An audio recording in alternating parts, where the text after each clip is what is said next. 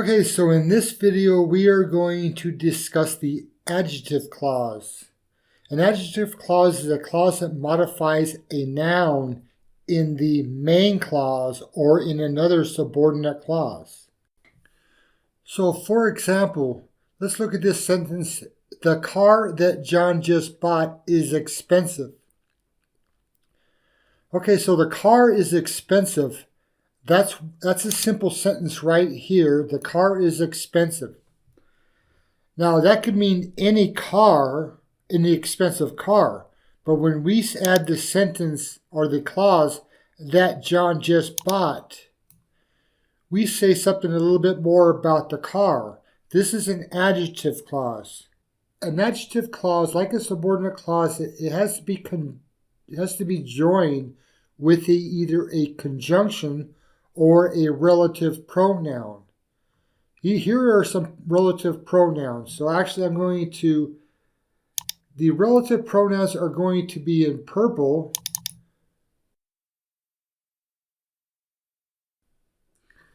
Okay, so let's start with this one. That is a relative pronoun. Now we can also use this as a subordinating conjunction, but when it's used as a relative pronoun, it becomes the subject of the clause.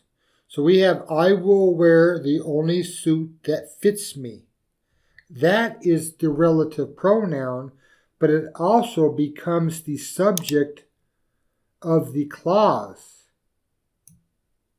That fits me. So we have a subject-predicate pair that fits me. But the relative pronoun refers back to an antecedent. So we have to look at the pronoun is the subject, but since it refers back to the antecedent, which is the suit. The suit in this case is the direct object. So we give the direct object an action with the subordinate clause. So let's look at the next one. The first thought which comes to mind is to take a nap. So the relative pronoun is which comes to mind. That's a subject-predicate pair. But I'm using a pronoun, a relative pronoun, as the subject, but it refers back to something in the main clause, the first thought. So I'm going to make another line break to explain this better. So right here,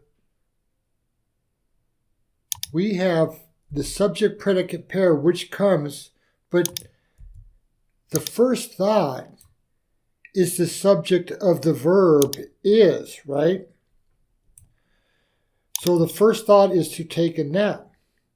But the first thought actually comes to my mind, but the subject of the verb comes is the relative pronoun which. But the antecedent of this relative pronoun is the first thought. So it seems like, yeah, the first thought is what comes to my mind, but it is to take a nap. But still we have two subject-predicate pairs because we have a pronoun, a relative pronoun. So I'm going to bring those sentences back together.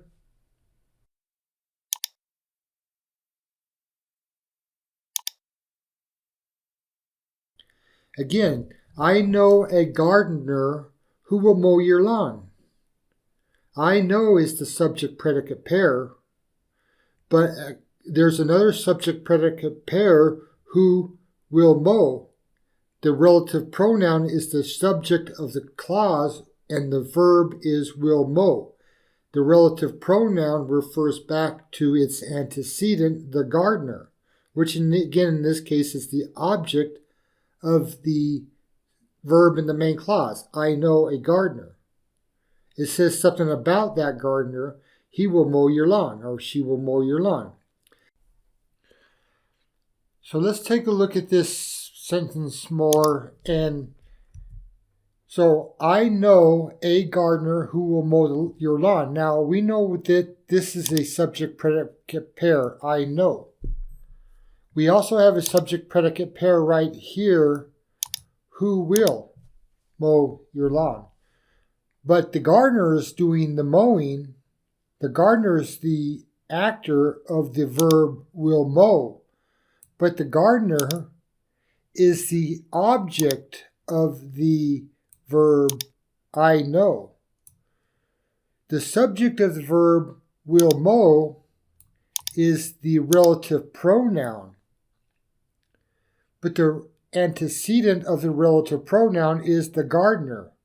So that's just a way to say something about the gardener, a gardener. It's not just saying any gardener, it's a gardener who will mow your lawn.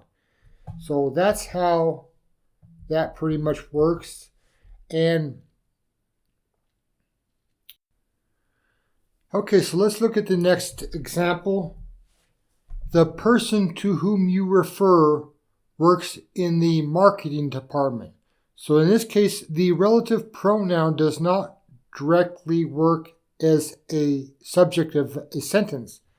Instead, it is the object. This is a direct, indirect object of the verb refer.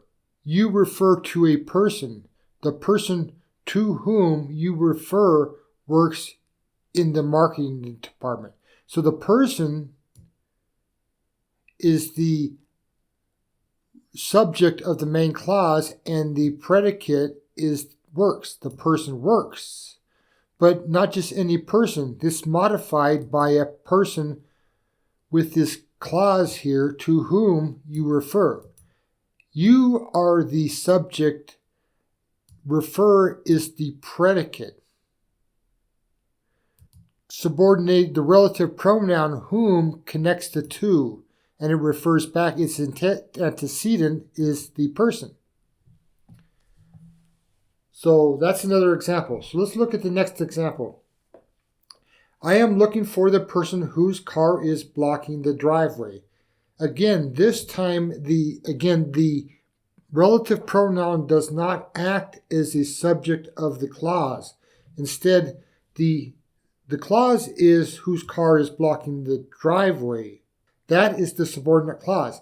The relative pronoun is whose. So the antecedent of this relative pronoun is the person. This is a possessive relative pronoun, so the person owns the car that is blocking the driveway.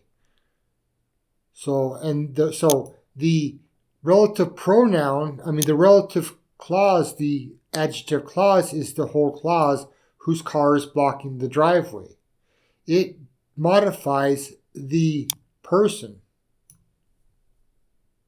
It's an adjective clause.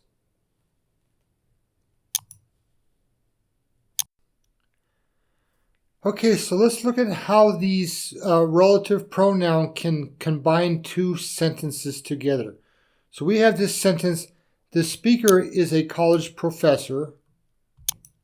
And then we have this sentence, the speaker will speak about the economy. So in this case, we're going to combine these two sentences with a relative conjunction or relative pronoun, who. The speaker who will speak about the economy is a college professor.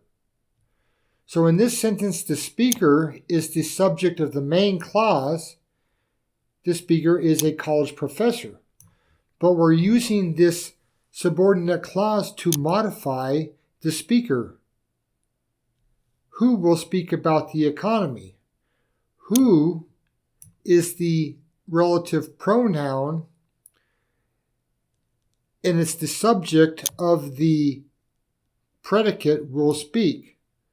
The antecedent of the relative pronoun is the speaker. So let's look at a very similar sentence.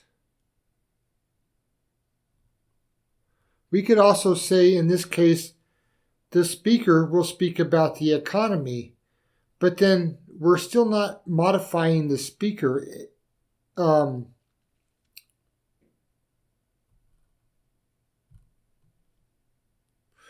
Well, what if we said, instead of all this stuff right here, the speaker, by the way, who is a college professor,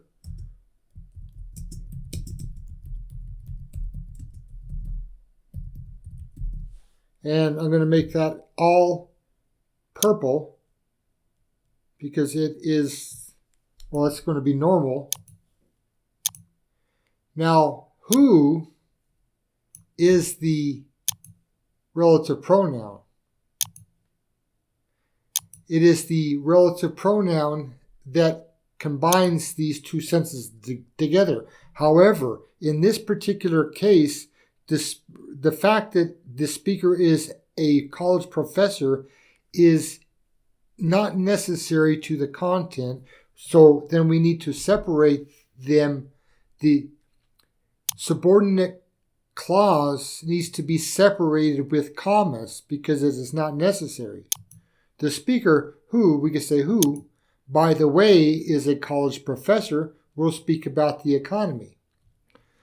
Okay, let's look at this sentence that we came across when we were discussing the adverbial clause.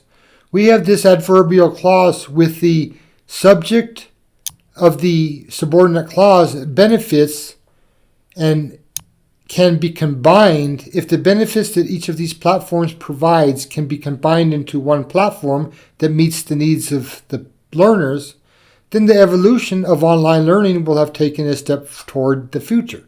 So we have the main clause is the subject is the evolution will have taken is the predicate of the main clause. Okay, so we also have this verb right here, provides. This is a conjugated verb. Its subject is each. So I'm going to break this whole sentence up into its parts. So this is a clause by itself. It is an adjective clause that modifies the benefits. The subject predicate pair is each. The subject, that's the subject. The predicate is provides.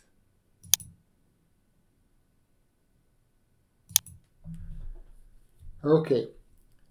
So remember, this benefits is the subject of the predicate can be combined. But so we have this whole adjective clause separating the subject and the predicate of the adverbial clause. But now we also have this clause, this verb right here, meets. This is a conjugated verb. Its subject is the word that. So I'm going to break this up into its clause. Now in this case, that is a relative pronoun acting as the subject of the adjective clause. Okay, so now we have within the adverbial clause, we have a adjective clause and another adjective clause. Okay, so this sentence probably could use a revision. So instead of replacing, so let's see if we can replace this phrase right, this clause right here, that each of these platforms provides, which modifies this, the benefits. So let's try to modify the benefits instead with a phrase. So if the platforms provides these benefits, then these benefits are of these three platforms. So that's all we need is this phrase right here. This is a prepositional phrase. It's an adjective phrase which we are going to discuss when we discuss phrases. And that's going to be in the next lesson. But this modifies each of these platforms.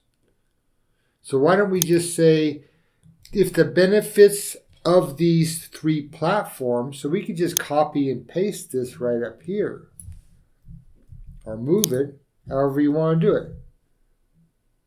If the benefits of these three platforms, now we can do a whole way with this whole clause. If the benefits of these three platforms can be combined into one platform that meets the needs of the learners, that sounds a lot better. See, now we have this other adjective clause, but it flows better if we read it together. Let's look at this together. And I'm going to combine this one. If the benefits of these three platforms can be combined into one platform that meets the needs of the learners, then the evolution of online learning will have taken a step toward the future. I like that a lot better. However, let's see if we can, now if we deconstruct that again, can we replace this whole phrase, this whole clause with a phrase? How about meeting, let's say, into one platform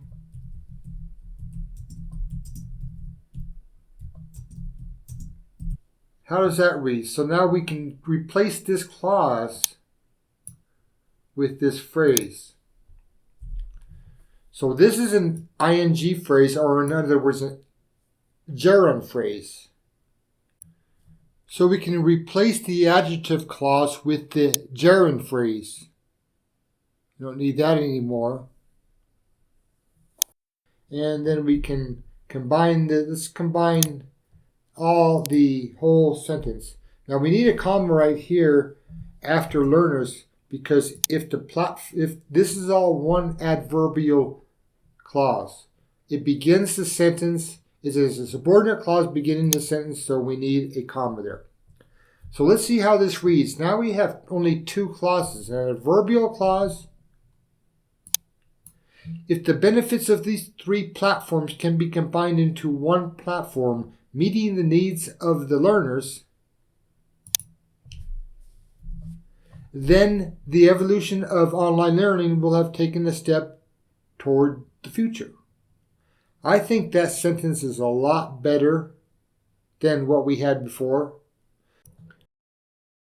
So in the next lesson, we're going to start talking about phrases, prepositional phrases, ing phrases, and infinitive phrases.